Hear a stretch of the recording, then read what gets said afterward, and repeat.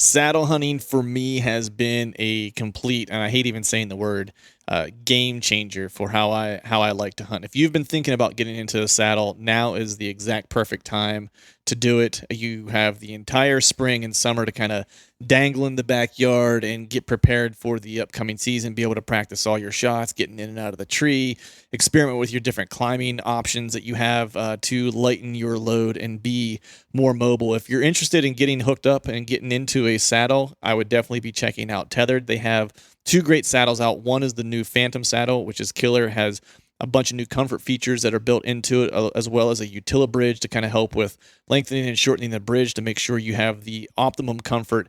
And you can get the OG, as I like to refer to it, that I've been doing my hunting out of the past couple years, which is the Mantis saddle. I might also recommend the Predator platform, especially if you're transitioning from a tree stand to a saddle. It just gives you that little bit sense of familiarity that you would have with a platform under your feet that you would have that would be similar to a tree stand, and it made my transition a couple years ago really seamless from tree stand hunting to saddle hunting. So if you're interested in checking out more about saddle hunting in general, I would head over to tetherednation.com, check out all their products. They have some killer YouTube videos. You will thank me later.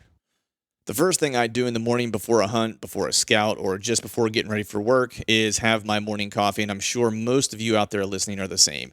Make sure you're filling your mug with Skull Brew coffee, as it is the only coffee company that is both 2% for conservation certified and donates 10% of its profits to conservation organizations to help secure the future of our wild places. So head to skullbrewcoffee.com and choose between 3 killer roasts of coffee and know that you are supporting conservation with every sip.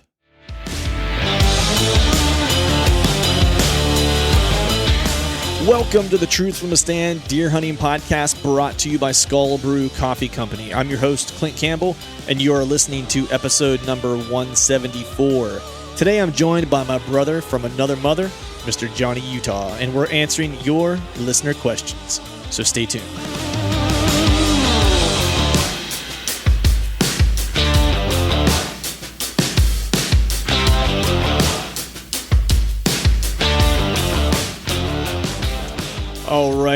All right. What is going on out there? Happy Wednesday to you all. Hope you are feeling well. Hope you are feeling fine. It is another Wednesday here in, I don't even know what day it is. I'm like 30, getting on to 40 days of lockdown. The beard is long. The hair is long. I'm looking like Tom Hanks in Castaway a little bit, minus the volleyball, and I'm usually fully clothed. So that's probably a benefit to everybody, actually. But I hope everyone out there is doing well, trying to make our way through all these kind of weird, crazy times the best we can. The big news this week for me was did another annual trip around the sun in the form of a birthday. So that was always a good news. Made it one more time around the sun without doing anything too terribly stupid to get myself killed. So that's always a vote of confidence for, I guess, my maturity and aging gracefully, maybe, if you will.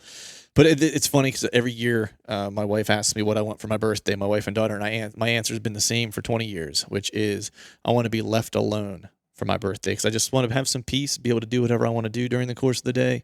Don't want to have to acquiesce to anyone else's demands or desires or wants to go do anything specifically. I'm a little bit of a lone wolf, if you will. I hunt that way, and I also like to just kind of in general live that way. And so this was the first year in 20 years. It took a pandemic to make it happen, but I actually got my birthday wish, which I was able to be left alone all day on my birthday, which was awesome. Threw some pork on the smoker, smoked up some pork, had some good food, did some stuff outside. Actually, the highlight of it was I actually cleaned out my garage, but it wasn't like you out there listening, you're probably like, man, you're an idiot. You clean out your garage on your birthday. It's like the one day that you could probably get away without doing any yard work. But it was actually for a good cause. I had some stuff I had to kind of get rid of and purge some crap I had been wanting to go through and get rid of for since we moved into the house, going on, I guess it'll be 3 years this summer. But the reason being is that I'm planning to get a kayak. I know I've been talking about water access. You've heard me talk about a couple of these places in and around where I live where water access will be key to hunting those come this fall. And I've been doing my research.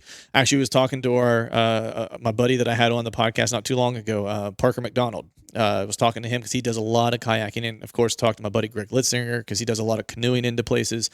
It was just kind of trying to get a sense of what I wanted to use. I wanted something that was going to be light and manageable with one person, because I hunt by myself, 98% of the time. But wanted it to be big enough to where it's like I wasn't going to have any problems with, rolling it in the water, which definitely don't want to do when it's cold out. Just definitely don't want to do just in general, but especially when it's cold. So wanted something that was going to be stable, wanted something that was going to be big enough, that I could haul what minimal gear I do have. And I also wanted just enough room, especially in the, what we're dealing with like in the social distancing and having limited options to do things recreationally. I've been spending a lot of time hiking and stuff like that. We did some family time this weekend where we all went for a hike and spent the day outside and stuff like that, which was really cool. But, a kayak, I was like, that is just one other thing during the course of the summer. My daughter maybe isn't so much into hunting per se, but she does like to fish. And I haven't fished in years, and I'm not a great fisherman by any stretch of the imagination, but I'll be willing to go out and get a line wet, every so often. And so I thought a kayak, for hunting would be awesome. And then I got one, I'm planning to get one that is just large enough to where I could fit her in it as well, where we could take some daddy-daughter fishing trips over the course of the summer and still, be in compliance with whatever regulations we have going forward throughout the summer months and so forth. So did my research. What I ended up settling with was a 10-foot kayak. Actually, I think I'm going to be getting a new canoe kayak. I just kind of liked it. It came on a recommendation from someone who I trust, who have been kayaking for some time, and they had a lot of really great things to say about it. At some point, I'm going to probably keep it pretty lo-fi to begin with. Until I kind of get my bearings about me. It's one of those things where I'm a complete noob when it comes to kayaks and boats and of any sort and stuff like that. So I'm probably going to, order it this week, most likely, take a couple weeks to get in. Then I'm just going to kind of use it as is, for the time being until I kind of start figuring out what type of things I think I might need to put on it. I think at some point down the line, I'll get some type of trolling motor, especially for any places that I need to kayak in really far, or whatever. It might be of benefit also, whenever I have the kiddo out and stuff like that, because I don't think she's going to be a huge fan of helping to paddle. So those are really kind of the updates for me. The one other thing I wanted to mention before we get ready to get started with this session is I still have the Skull Brew Coffee promo going on. Promo code TRUTH will get you 15% off of any of your purchases. Now is a great time, whether it's Skull Brew Coffee or any other business that's supporting conservation. Now's a great time to support them even more so. As you can imagine, a lot of the conservation groups, organizations, conventions, and in-person events and stuff like that, where they do a lot of their fundraising, of course, has taken a big hit during the COVID-19 stuff, for obvious reasons. So they're hurting a little bit in the fundraising department. And so, and some folks may not be able to re-up their memberships, and their membership dues and stuff like that. And so like everybody else, they're taking a hit on the financial front. And again, I'm the last person who's going to tell anyone what to do with their money. But if you are buying, general household products, whether it's coffee or anything else, I would just ask you to consider looking at those that support, some type of conservation organization or are 2% certified or something like that. That way, not only are you getting a good product and a product that you want, but you're also putting money toward or helping to put money toward supporting these conservation organizations that could certainly use your money like many others could during this time. So that's my stump speech for this session. So have a cool session for you today. I started doing something a little bit different. I've done 2 of them so far, and I'll probably do a couple more here as we go. But I started doing some Instagram live podcasts, kind of live and in the flesh podcast, where I get on with a guest. Last week it was or 2 weeks ago it was Bill Martonic. And then this past week, Johnny Utah and I did one together. And, Bo and I just did a normal session. The one John and I did, we actually answered listener questions. And so this audio, as you'll notice as we jump to it, will be a little bit different than what you're probably used to, just because I was using some different mics and stuff like that to do the Instagram live recording. But with that, it was a little bit of this one has a little bit of a twist. We answered some of your normal hunting related questions, which I always enjoy. He and I always look forward to answering questions, from you guys out there on things related to hunting. It's of course what we're passionate about. But given this weird kind of strange time, we did get some questions related to business. So if there's any small business owners out there that are listening, or just business owners in general that are listening out there, it might be something you might want to listen to. I don't want to say extra closely, but it's just a little bit of a twist on our content. It always kind of pivots back to the hunting industry to a degree, because that's kind of what we're talking about. But maybe what I haven't shared as much about in the past is that's actually what I do for a living. I've been doing it for, I don't even know how long now, but I work on building brands, in the marketing arena. I've worked for a marketing agency going on a little over a decade now. A bunch of different areas, whether it's media or whether it's social or whether it's social strategy or whether it's business strategy, brand strategy. I've kind of had my hands in all those different areas. And this was just an opportunity. I thought it was really cool for John and I to kind of talk about it. John, of course, has been out on his own as a business owner on multiple occasions, and definitely now as a photographer, a videographer, and as a freelance kind of brand manager. And so John brings a different kind of end of the spectrum, where it's like I've been more, on the marketing agency side of things my entire career. And John has been more of a do it yourself, has, really kind of self-taught, self-made person, which is really cool. So we have two kind of different perspectives that are both, equally valid. So it really gave us a cool opportunity to kind of talk about things a little bit differently. I always, it's one of those things where I do this every day for work. So sometimes I don't like to talk about it after work. But in this case, some of the questions that were posed were really kind of interesting and forced me to kind of think critically about what's going on and what it means in the world today and what's happening in business, financially, and how brands are going to have to rethink and reimagine their work and reimagine their world, coming out of this. So with that, I would just say that if you're a small business owner, or someone out there who runs a business of some sort, and maybe you're looking for, just someone to bounce some ideas off of, or get someone to give you some thoughts, or just an extra brain on something, feel free to reach out to me. Send me an email, or shoot me a message on Instagram or whatever. I'm always happy to kind of help, give my 2 cents about a topic, or, where I see where things might be headed, or if you want me to evaluate something, I can take a quick look at anything and kind of give you my point of view on it. Especially in this time, I think, we all need to kind of pull our resources together, and the things that we're good at, or the things that we might be skilled in, and try to help each other out as best we can to make it through these odd and crazy times. So with that, we'll get on to the show. As always, thank you all for listening. Welcome to podcast episode number 2 of the Instagram Live Happy Hour on a Friday night. I've got a little tipsy glass here, so cheers to you on a Friday. Nice. Look at you. Mm-hmm. I'm jealous. I literally just came in from my truck. I was going to literally tell you to go grab a drink since it's Friday night. Yeah. I'm working on a little Resurgent. I'm down here in my bar, so I got a little Resurgent Pennsylvania. Dude, look bourbon. At you! Awesome. Yeah. So it's Friday night, man. Another long week. So yeah. ready to have a good time and have a little bit of bourbon, talk a little hunting, talk a little bit of everything. But John was. We had to delay it an hour because we had a food plot delay. Yeah, that we did. That's my fault. Sorry, guys. No, man. It was. What did you? Was it over at the Lease? Is that where you were at? Yeah. Yep. That small plot. I was trying to get it done today. We've got possible some rain coming in the next couple of days, so I wanted to just get it done and get it over with. I had half of it done, and I had ordered some more seed, and it hadn't come in yet. And I got a notification when I was leaving the property that UPS had just dropped off a package of some more seed. So nice. I'm like, oh man, came home and bombed back over there. Right, nice. What'd you put in there? That's where the box blend was. That right? Yeah. So this year I'm just doing all clover chicory blend. just go with the tried and true. Sometimes that's, better off. But if it ain't broke, don't fix it. Right. Man, I'm telling you what, like soybeans are good. Corn is good. Turnips can be good. Radishes can be good. The things that will always be good is clover and alfalfa. Yeah.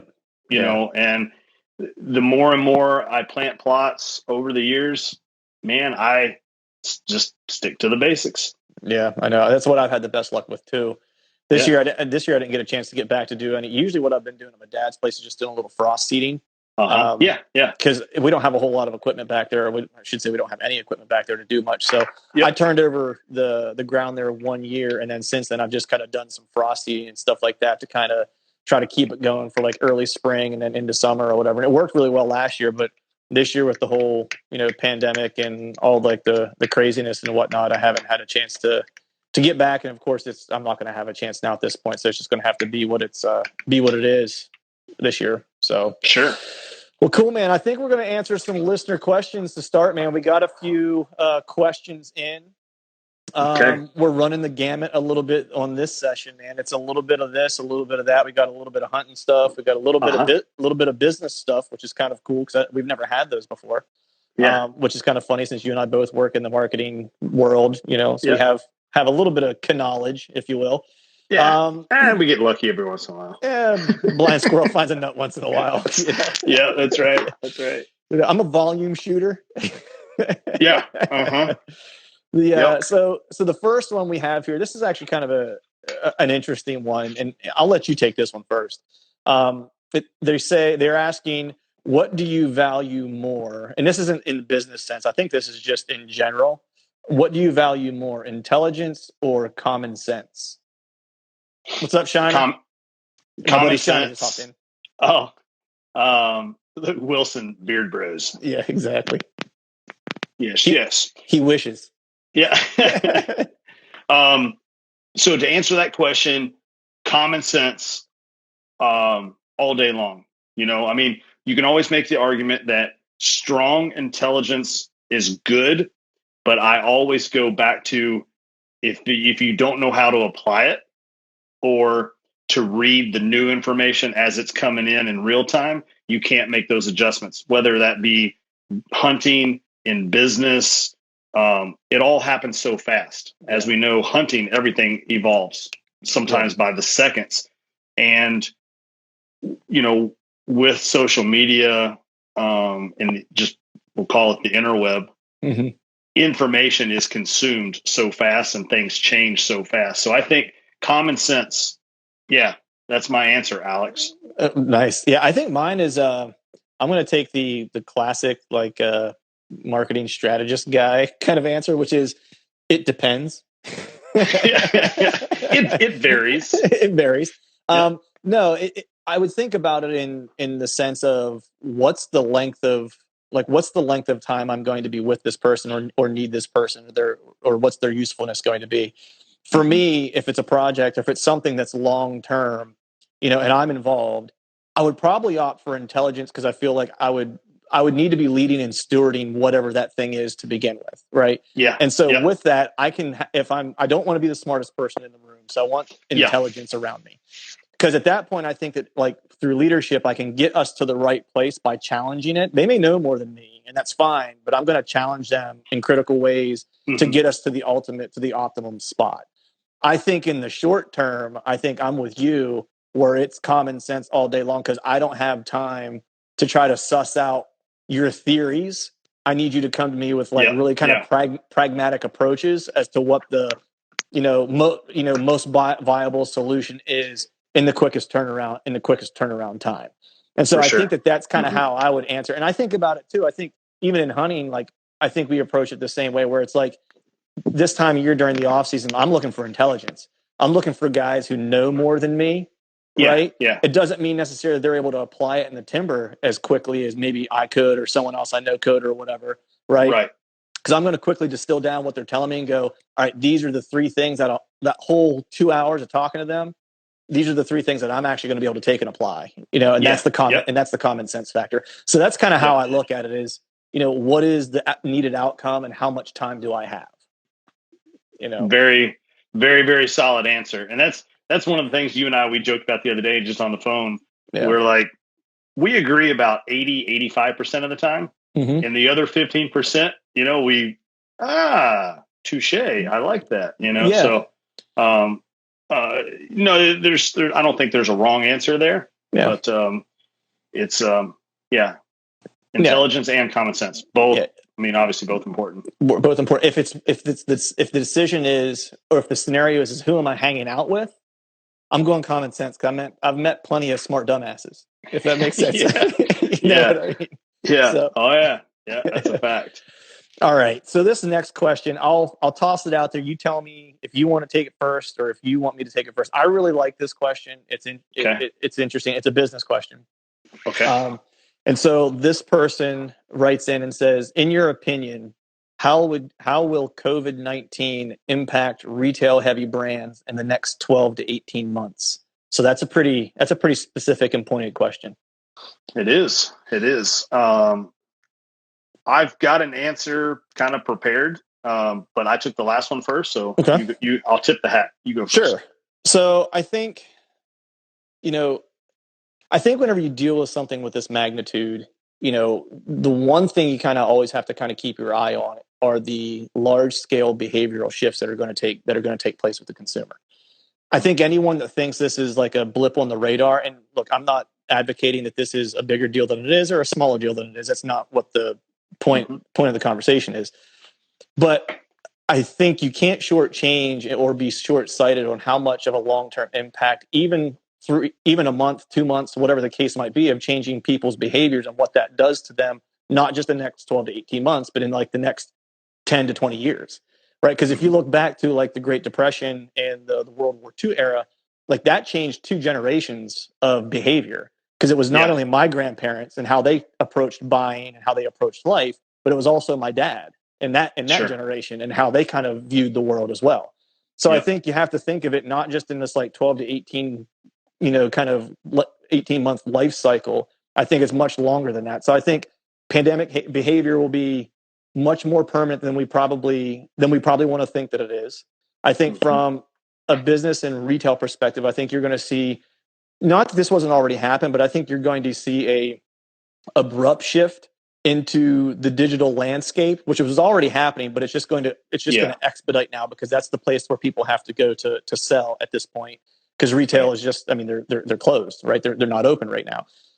I think in behavior wise, people are getting more and more comfortable with using the online kind of mode of buying, whether it's groceries or whatever the case might be. You have people who are going to be germaphobes, right? Who are going to still it's going to impact them in that way, to where even like trade shows and stuff like that aren't going to necessarily be the same as you go forward, because there are going to be people that just aren't going to be willing to, to take that leap, because, could this thing come back in a year in the fall or whatever the case is? Sure. I think one of the possible outcomes is this becomes almost like an influenza, where it comes back yearly, and then there may be a new strain every year or every other year. Yeah. Right. And so the psyche of people thinking like, holy shit, Corona's back and I got to deal with it again. Right. It's just like, even if it's a much lesser degree, people still get that kind of in their mind, and it becomes a trigger for them, right? To a point. 100%. I think brand loyalty is another thing that is going to be challenged in a couple of different ways. I think one, when you're talking about the hunting space in particular, it's a pretty heavy, commoditized market, right? And in saying that, you basically are saying that all the products, for the most part, in whatever category within the hunting industry, are pretty much at parity with one another. There's no one who's really like leaps and bounds innovating above the next brand or product. Everyone is basically trying to win on price point and features. And when you're doing that in a retail sense, or just in a sense at all, you're setting yourself up for there be a lot of fluidity in brand loyalty to a degree. And I think you're also going to see, folks who are having problems with supply chain issues and stuff like that, to where if they're not available whenever that consumer is now ready to buy online, and they go to brand Z instead of brand X, all of a sudden now that brand loyalty is now with brand Z, right? Because you missed that opportunity.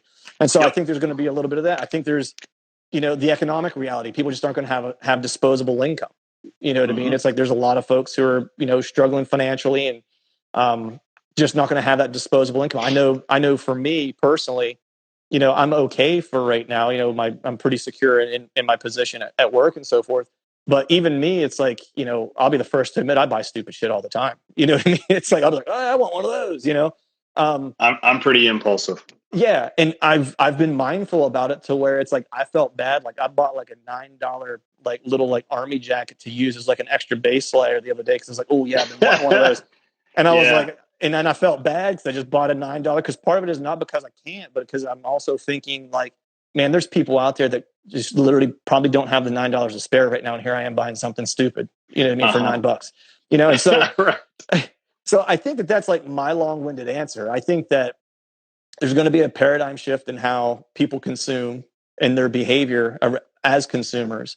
And I think that brands that are set up digitally already are going to kind of be ahead of the game a little bit. It's not that they're going to win necessarily because there's other things at play.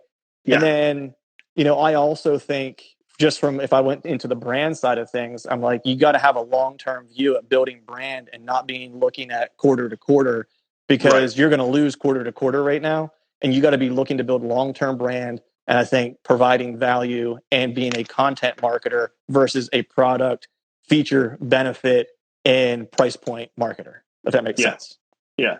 No, I mean, it's this thing that's going on. It's definitely going to change the way a lot of people are doing business. I think it's going to, some people who have been doing the right things, are kind of getting to tip their hat saying, this is working. I think it's going to shed light on some sales and some marketing procedures that are not doing it correctly. Direct to consumer business models. This can be a great opportunity for them because if you're heavy on retail, and you're focused on the retailers doing your sales and now they're closed and you don't have,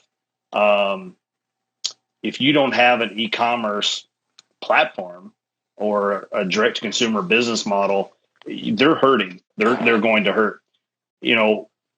Prior to this COVID thing, I always harp on customer service because if somebody is using brand A and then they have a bad experience with brand A, now they shift over to brand B. So brand A dropped the ball and now brand B has a chance to establish that rapport and get that loyalty and with that customer. And then they'll never change until they have a bad experience maybe.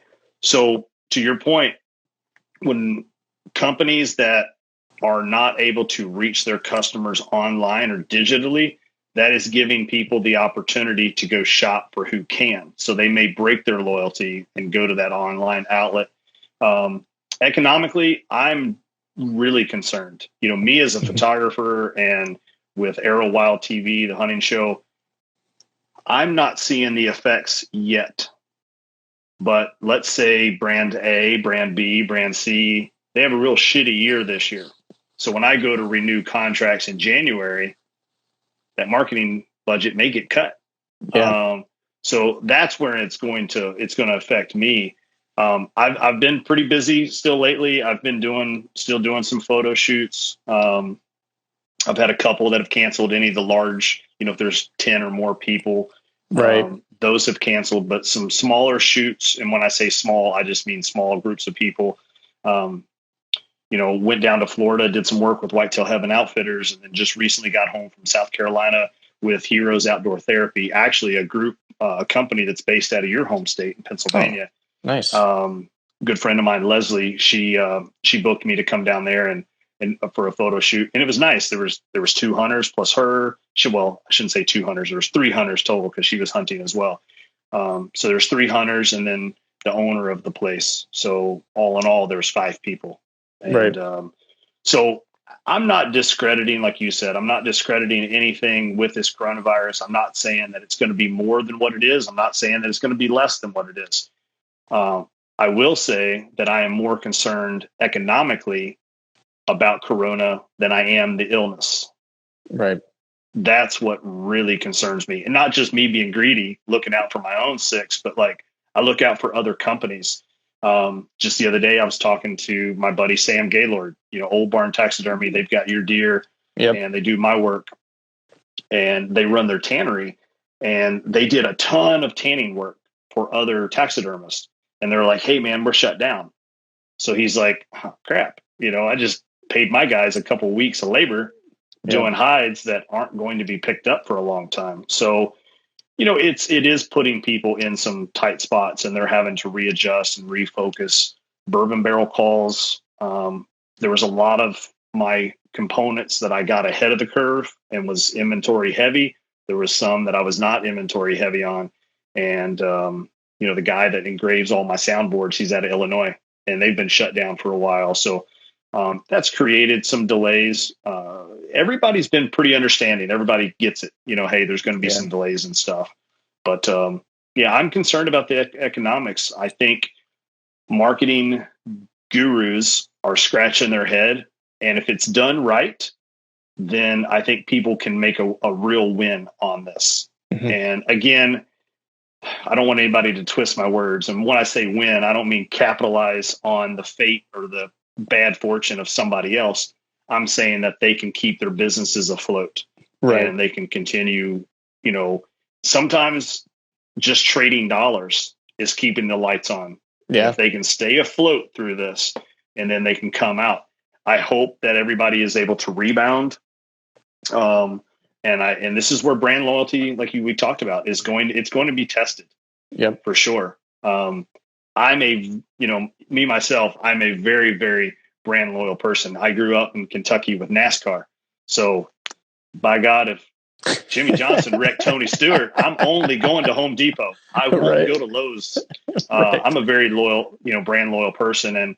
And one of this quote that I came up with recently is, people first, product second, but they both got to be damn good.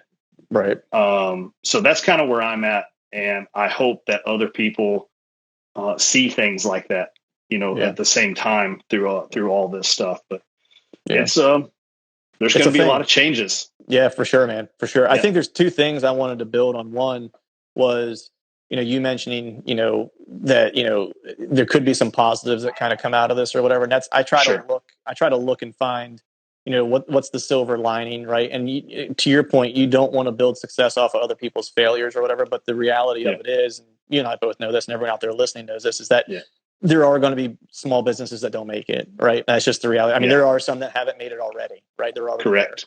There. So I look at it for me, like with Skull Brew Coffee, right? Like our next step would be like at some point, we had the same thing as you. We had some supply chain issues, which now it's like they seem to be figured out now. So I think we're good to go again, finally. But, if we wanted to have a place like a coffee shop and do the roasting there and do all that kind of stuff, it's like 6-8 months from now is probably a prime time for us to look to do that, because, man, there are going to be a lot of retail storefront shops hurting for lease dollars, right? Yeah. And so you can probably get in and negotiate a pretty good deal, because everyone's going to be looking to fill space as quickly as they possibly can, and if you have the right business plan in mind, you can go, okay, I know I'm going to be able to afford X, Y, and Z for the next 5 years. So let me lock into a 5-year lease or a 10-year lease or whatever, so I can lock into those dollars at a low rate or at a low cost, right? And so that I think is one of the silver linings. The other thing I wanted to touch on too, when you talked about retail and in the store and so forth, the other thing too that's interesting is that, a lot of these retailers are going to end up doing some form of either consolidation of their distribution, like how they get their products to them, right? Or consolidation of stores alone, right? And change the geographic or regional maps in which they kind of service to a degree, right? So if Philly has 5 stores, it's feasible, like 12 months from now, they have one of that retailer, right? Just because they have to close some doors. Which changes the dynamic of that retail heavy product kind of footprint, right? Because now if you're selling, just make it up, I'm selling 10,000 units of whatever widget to Bass Pro Shop, for example, right? And now all of a sudden Bass Pro Shop went from having 5 stores in this region to having 1 store in this region. Well, they're not taking all those SKUs anymore, right? That's right. So what's happening there, right? And so it's that dynamic is also going to be at play for all those retail heavy, heavy brands. I just think it's interesting. I think it's going to force brands. I think sometimes the positive out of this is going to force brands to figure out how to do things a little smarter. Because I've always said, I know you and I, we didn't have an argument about, we had a discussion about it where I was like, man, the first bow brand that figures out how to do online e-commerce sales first is going to absolutely murder it. And I was like, and you made the obvious statement, which was like, man, bow is such a feel thing. Like you got to shoot it, right? And I'm like, yeah, but so is putting on pants and wearing glasses. And man, like Warby Parker's killing it and Stitch Fix is killing it. And like all these other, like there's a way to figure it out. And it's going to be those who are smart and nimble and willing to kind of push the envelope and innovate how they do their business are ultimately going to be the ones who kind of win and come out on top. Yeah. So that's a fact. Yeah. So, all right. I see Wilson keeps chiming in with his comments every so often. So I don't know. He might still be out in Wyoming. I think he was chasing birds in Wyoming this past week. Oh, cool. He missed the bird. I don't think dude's ever missed a bird in his life. Oh man, you know I've been there. Means? I got to cut his shirt tail off when he comes back. I mean, I shouldn't talk. I missed like a deer 2 different times in Iowa, so I should probably just shut up now. All right. So here's a hunting related one. Okay. This is about our setup, man. So I'll go ahead and let you take a swipe at this one first. It's what is your arrow setup, and how many arrows do you typically carry in the timber with in your quiver? I carry 5. Carry 5 of those bullets, shooting the Black Eagles, and I tuck those into a tight spot quiver. It holds 5 really well and really tight and secure. You can adjust for the different diameter arrows. So I like that feature a lot. But I don't know that I've ever had to dig past. Well, no, I take that back. Montana antelope. I've gotten deep into that quiver before I topped off. Top that one off. But I am running 494, 494 or 496. That's top to bottom. That's where I'm at, and that's completely 100 grain. Broadhead. I'm shooting the Black Eagle Renegades. I like that thick diameter wall on those, and I run a 4-inch arrow wrap and blazer vanes and Luminoc lighted nocks. So that does add a little bit of weight, and it does add some tail weight. Mm-hmm. But I'm not one of those crazy FOC guys. This tells you how little I really focus on FOC. If it flies right, I'm good. And that's it, man. If I balanced my arrow, if this was my broadhead and this was my Luminoc, I'm right at about that 1/3 line. Mm-hmm. Is where mine would sit. That is like it's going to kill. It's going to kill deer. That's as far as I take it. I mean, I know people that incoming call. Come on, kill that. That's about as close as I'll get to any kind of math on FOC. Right. Yeah. No. What? And you said you're running 100 grain broadhead. What broadhead is it again? Oh, I'm sorry. I run. So last year I shot the G5 Montec and the G5 Striker, the V2 Striker. Now they have upgraded both of those. So this year I'm going to be running the G5 Montec M3, which all they did was just close in those gaps in there. Makes it a little quieter. Okay. And then I'm also running the G5 Striker X. So instead of a 3-blade, it's a 4-blade, but both are fixed. And the Striker X has already got one. It's already got one kill on it already down in Florida. So that it does, yeah. Because you're killing birds with a bow. I'm not that adventurous any longer. I tried it a couple seasons, and I was like, yeah, this isn't going to work out for me. I was like, I can't kill him with a gun, dude. So what was I thinking trying to take him? Oh man, for me, dude, I'm running. I use all day 6 gear, everything, arrows, components, vanes, broadhead. Everything from soup to nuts is what I'm running. My arrow is about 480 grains, roughly, is what it is, when it's all complete. I don't run any wraps or anything. I do use a lighted knock, and I forget for the life of me what lighted knock that I'm using.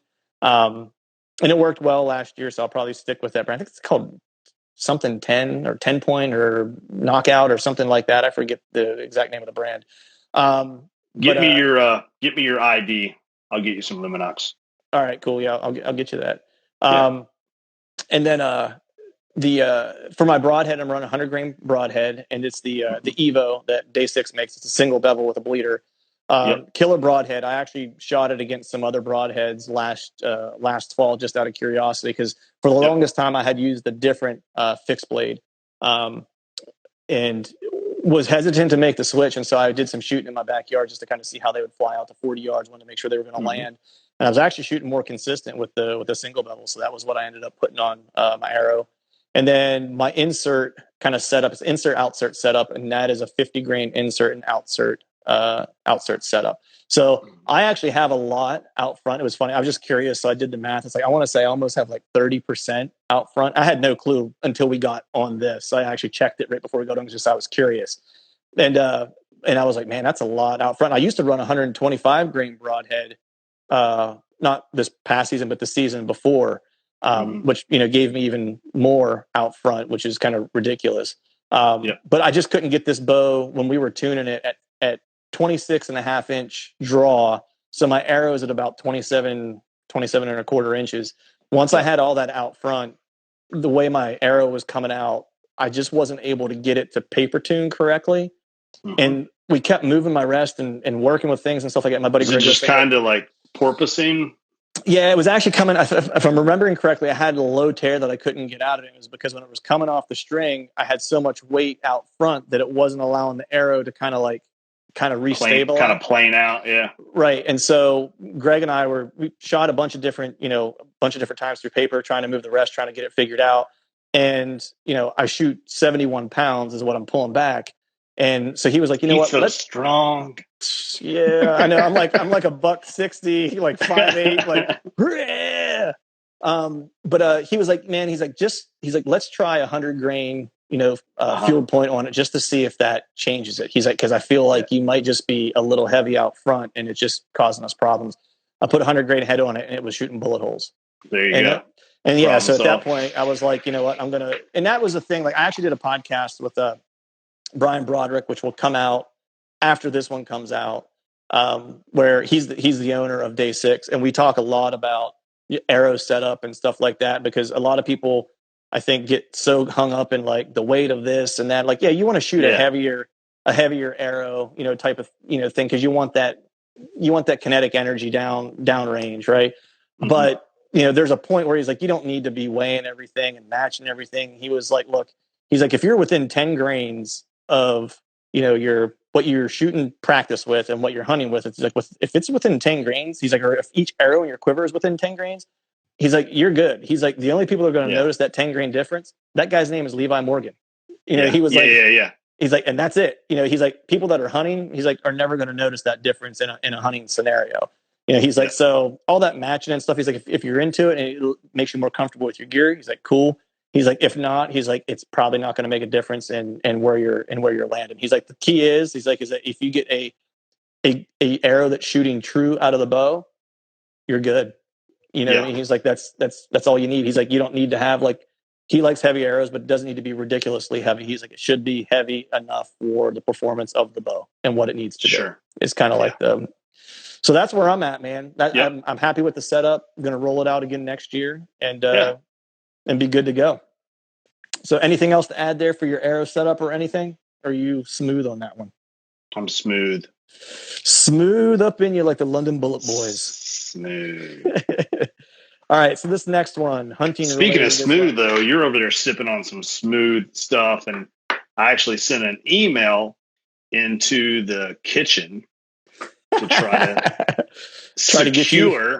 trying to procure some bourbon, and no one is responding. Is the supply chain? Oh, the supply chain's down. It's not good. I know.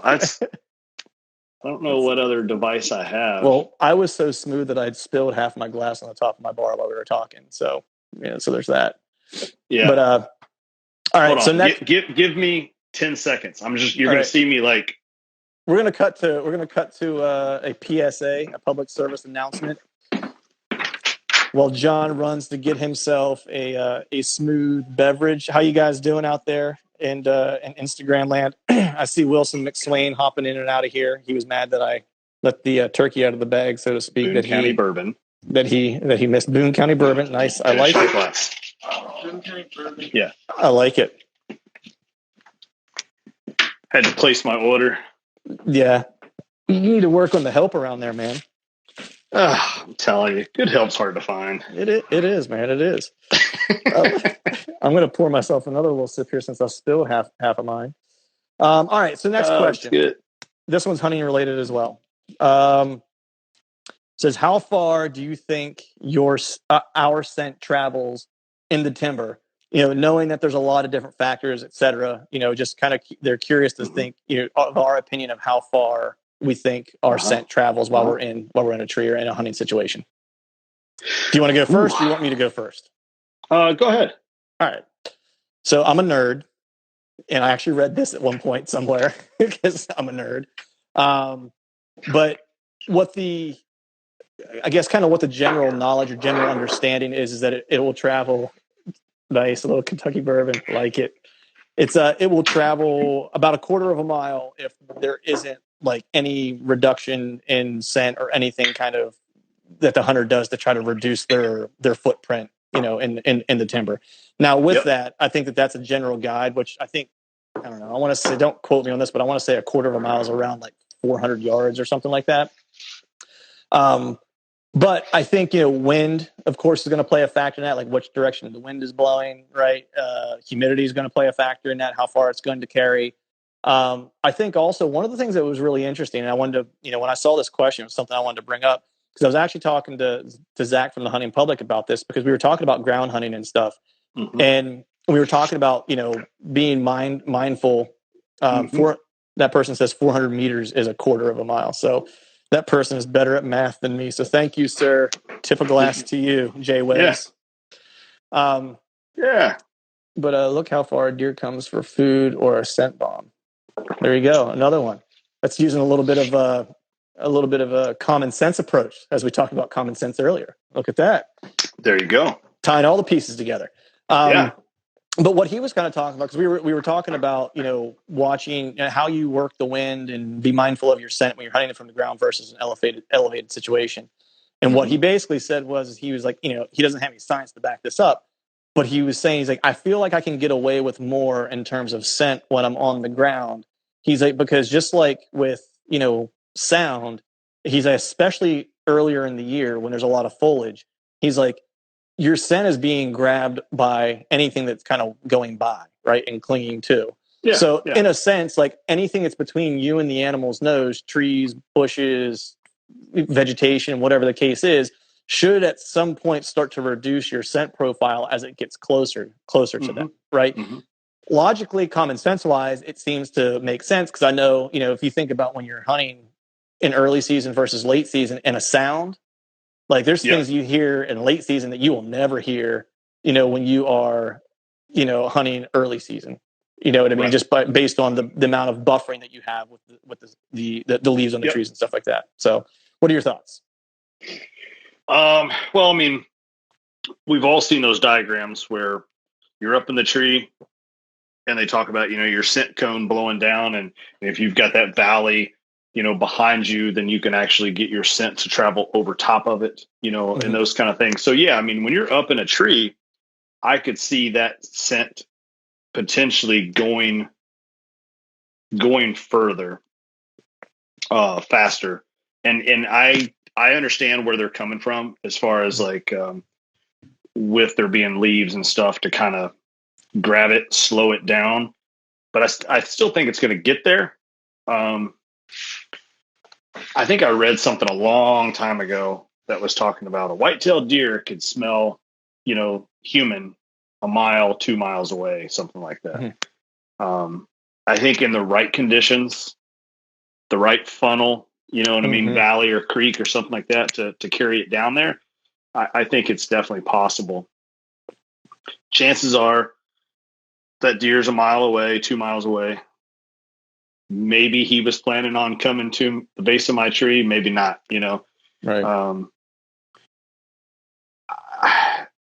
I'm a big firm believer in ozonics. I know nothing, as people will say, nothing is 100% foolproof. I still try to play the wind. Ozonics, I do feel like, has allowed me to, as I refer to as slicing the pie. It's allowed me to make that pie a little wider and to gain a little bit more time and kind of tiptoe on that edge. But I don't know. I don't know how far they can truly smell. And obviously the strength of the smell. If I hadn't bathed in 3 days and I ran into the woods, I know that it's going to dissipate as it travels. So the cleaner I could be at the beginning and with some ozone or something like that, then I think by the time it does make it 200, 300, 400 yards, maybe it's dissipated enough to where they don't know exactly what it is or how strong it is. Is it present? Is it past? Or maybe what direction it came from or what direction it really is. Sure, if it's downwind, it originated in that area. But, man, you start getting 300, 400 yards away from a scent cone, and you might pin, I'm only just assuming I'm a deer. And I'm like, oh, I'm downwind, and I smell something from there. Does the deer know that there was possibly an embankment that shifted from? You know what I'm saying? Like they may think it came from here, but really you're over here. And it's just that your scent went down into that valley and wrapped around. Right. Directionally, do they know directionally exactly where it came from? Because I think, it's like they can pinpoint you if it's straight. I get what you're saying. It's like if it's made three like a vertical move and 3 horizontal moves till it got there. Strong and concentrated. It hadn't had a chance to dissipate over time.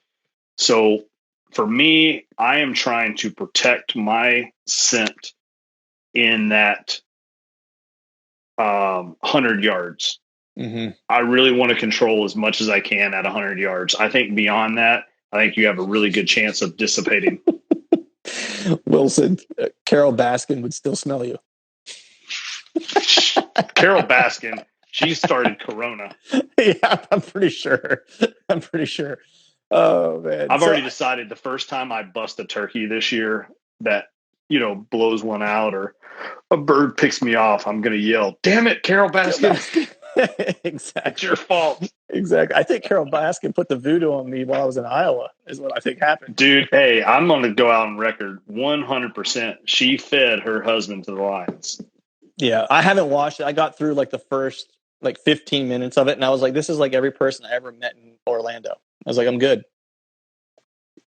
I'm glad you said it because I've been to Florida. I lived in Orlando. I lived there for 10 years. I've been to, when I was just in rural Florida outside of Orlando, I was about 45 minutes away from Orlando. And I saw a Fiero still operational. I'm surprised you saw only one. I saw guys wearing lots of guys still on crotch rockets with like gloves and affliction shirts and tap out shirts and stuff. Oh yeah. It was pretty comical. It's an interesting place. It is. It reminded me of Kentucky a little bit. Yeah. Everyone has a little spot, like that. I mean, like there's like you go to every state and like they each have a little north.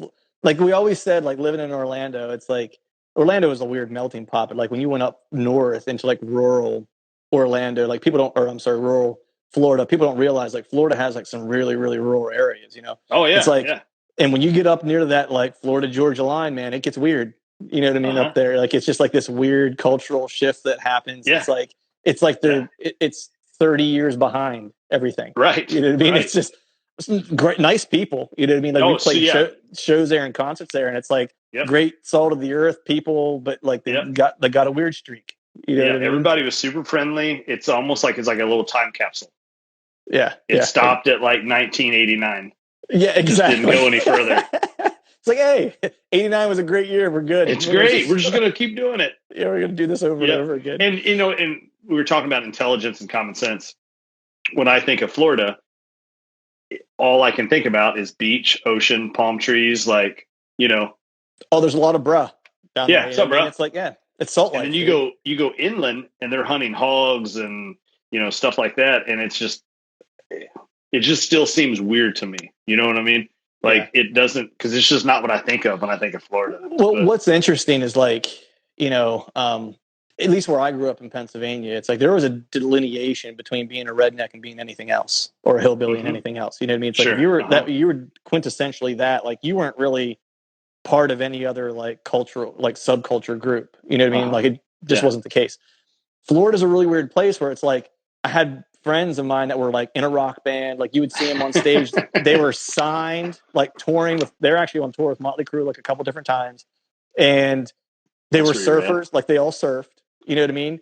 But like they were the biggest like rednecks you ever met in your life. But it's like you would, you know what I mean? It was like this weird, like I'm a surfer, bruh, and I'm in a rock band, but like I'm pounding bush lights, surfing on Saturday and Sunday, and I'm gonna go get into a bar fight later tonight. You know what I mean? Like, and then I'm gonna go like shoot some gators later. You know what I mean? It's just like a weird melting pot. Like the whole place is.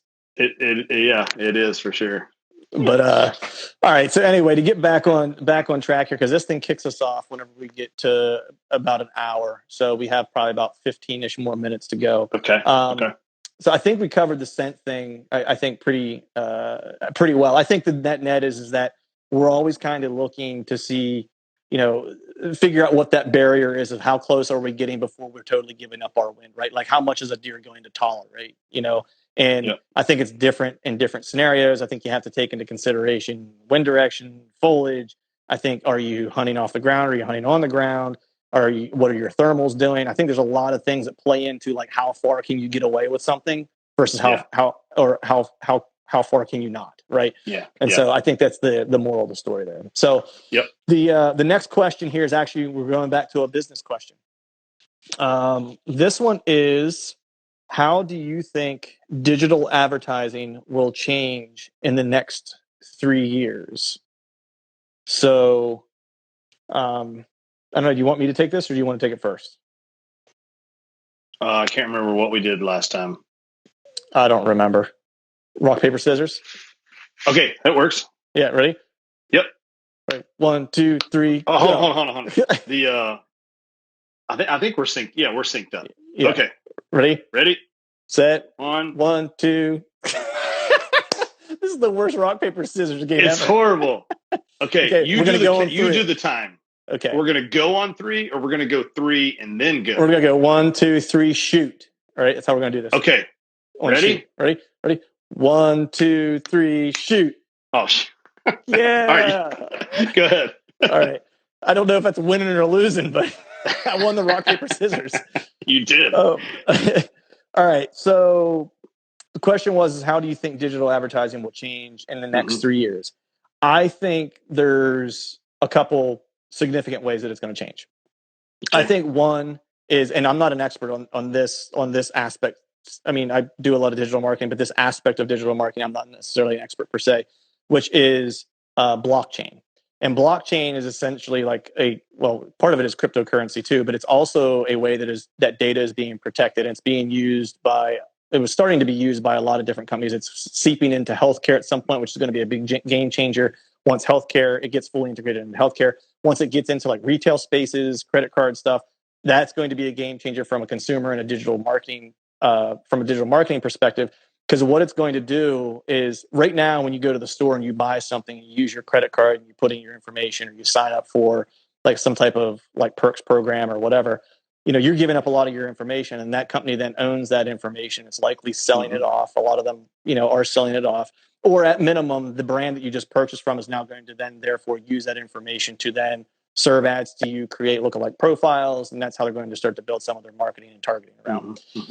Once it moves to blockchain, the consumer now retains that responsibility or retains the rights to their information still, and they have to give you permission on a piece-by-piece basis. So I could say yes to X brand that, I'm going to allow you to send emails and emails only, but you're not going to be able to follow me on online, right? You're not going to be able to show up in my Instagram feed or my Facebook feed or whatever the case is. And what that really means is that it really kind of turns the focus back on the marketers having to be really strategic about knowing who their target audience is and how to communicate with them.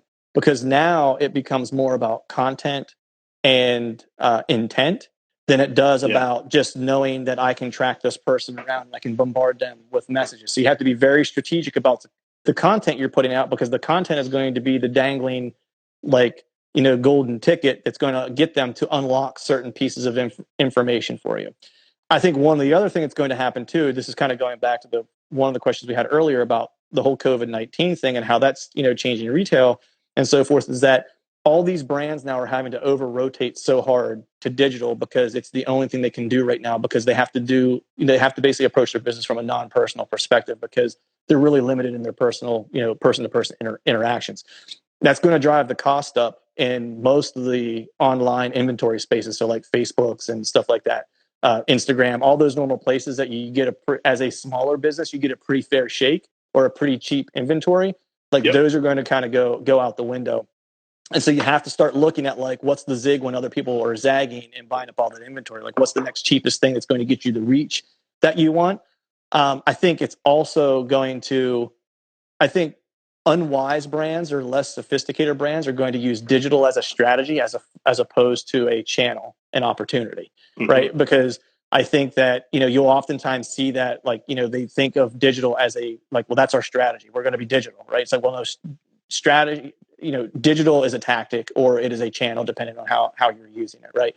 And so it kind of goes back to the fundamentals of marketing and advertising, of understanding your target audience, understanding your unique selling proposition and what your differentiation is, and how you build a strategy around your brand, and then ultimately how you build your content strategy, because that's truly going to be your strategy to a degree, right? And I think those are a couple of the ways over the next 3 years that you're going to see digital advertising evolve. One, just from some technological advancements.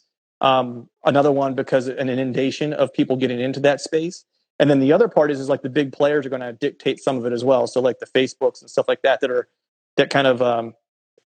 changing their algorithm and stuff like that all the time to kind of optimize based on the metrics that they are going to prioritize. And so I know that Facebook is slowly but surely moving away from, like, it's the reason why you post something and 5 people see it now when you have 6,000 followers or whatever, right?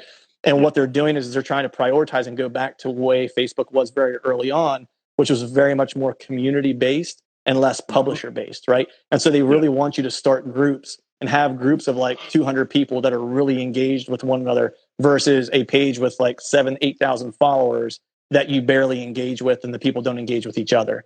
And so that's going to be the other big move, is creating community is going to be the other kind of like big move for digital, advertising, in my opinion. So that's my diatribe, my 2 cents. I like it. I think, like we talked about earlier, in light of everything that's going on, companies are going to be looking at a lot of different ways to cut costs, save money, to free up funds to do what they're doing. Either they're not going to do anything and they're going to have to find ways of consolidating logistics and work with a lot of partner agencies on shipping and things like that. That's one way. But as far as the digital ad space goes, I think you're right. I think things like Google AdWords are going to continue to climb because now you're going to have more players in it. And I do think that there's going to be a huge shift to the online, whether it be online. I talked to some friends of mine and they did online Walmart for the first time, to have it brought outside and delivered and things. And it's just like, wow, that's crazy to think how those things are happening. Platforms, things like TikTok, I didn't know if that was really going to be a thing. Now I'm changing my tune 100%. Yeah. It's going to be a player, because with more and more people going digital, and if you can't afford Facebook, because let's just say that's going to be the first rush, Instagram and Facebook, that's going to be the first thing. And if you're not hitting your numbers where you want to be, you need to go into something a little more untapped. People are going to start shifting more to the TikToks and some of those things. Amazon, Alexa, Echo, all that kind of stuff, like voice stuff is going to become more and more because no one's bought that yet. Mm-hmm. So as soon as that's going to become untapped, but eventually that's going to take off. And in 3 years, holy shit, is that a long time? Yep. In the digital space, it's a lifetime. It's totally. I mean, I'm trying to think when I first started a Facebook account or like I first started an Instagram. I think I didn't even have Instagram until like 2013. I think that's when I got Instagram. So, and for the first 3 years, I didn't do anything on it. I just did it to kind of see what everybody else was doing. And then, you have those moments where you're like 6 months later, you're like, oh yeah, I haven't been on Instagram in 6 months, Yeah. But so excuse me, platform based, I think is going to be a lot of stuff. And it's going to open the door for a lot more, call it like outside the box, marketing. And, I'll go out on a limb here and think of some old ways. Mm-hmm. Vehicle wraps. That's taking it back a long way. I was just going to say, man, like that's this thing. It's like whenever everyone rushes to that place, it's like they're inevitably leaving something.